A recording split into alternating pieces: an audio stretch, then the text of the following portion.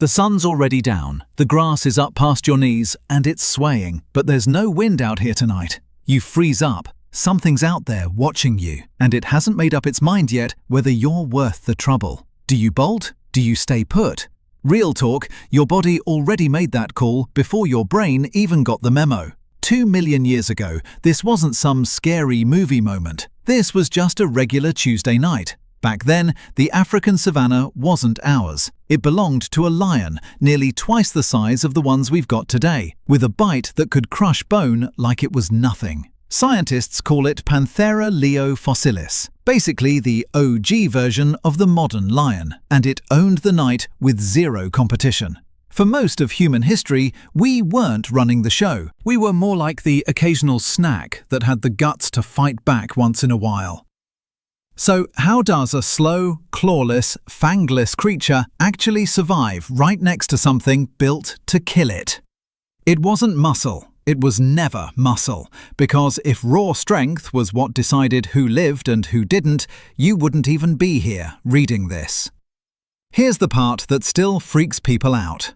Archaeologists have found bite marks on early human remains all over Africa, which means big cats weren't just occasionally hunting our ancestors, they were doing it a lot.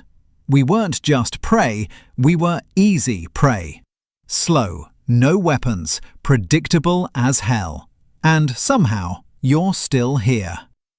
Turns out the real weapon was never teeth or claws, it was teamwork. Early humans figured out something even lions had to respect. Being predictable gets you killed, but sticking together buys you time. So they didn't just sit around waiting to get picked off one by one.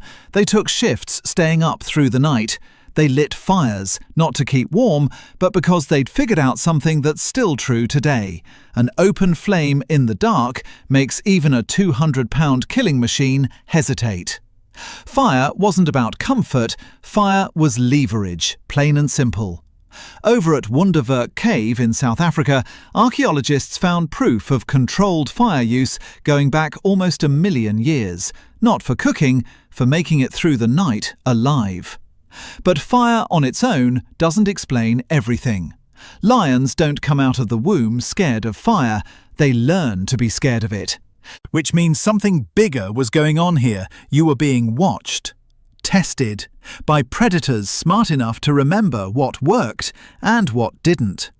Lions remember exactly which groups fought back and which ones just scattered like chickens. Which ones held the line, yelled together, threw rocks as one unit instead of everybody running off in 5 different directions. And here's the part that should really mess with you. The ones who made it out weren't necessarily the fastest or the strongest. They were the ones who trusted each other enough to move as one. Kind of wild when you think about it, right? What actually saved us wasn't dominance, it was trust. A lion's got maybe a few seconds to decide if an attack is worth it.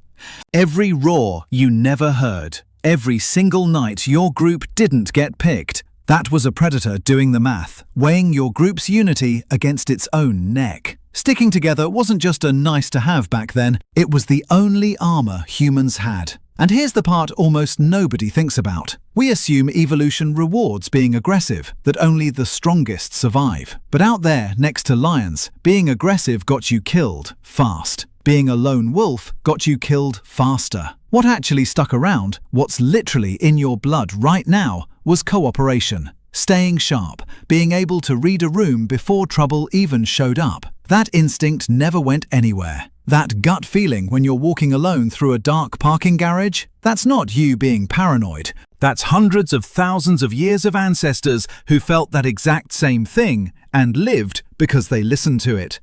That tension you get walking past a shadow you can't quite make out. That's a hand-me-down, because the people who ignored it didn't stick around long enough to pass anything down.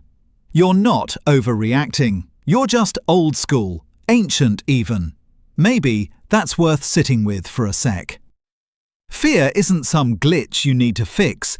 It's a message handed down from every single person who came before you, telling you to stay sharp, stay close to people you trust. You're tougher than you think, but only if you're not doing it alone. The old lions are long gone now. The Savannah's pretty quiet these days.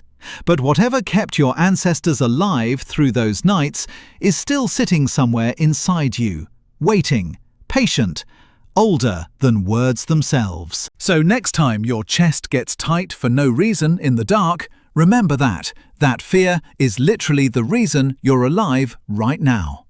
And if this got you thinking, even for a second, don't just scroll past it. Smash that like button if you're into this kind of stuff. Share it with someone who needs to hear it.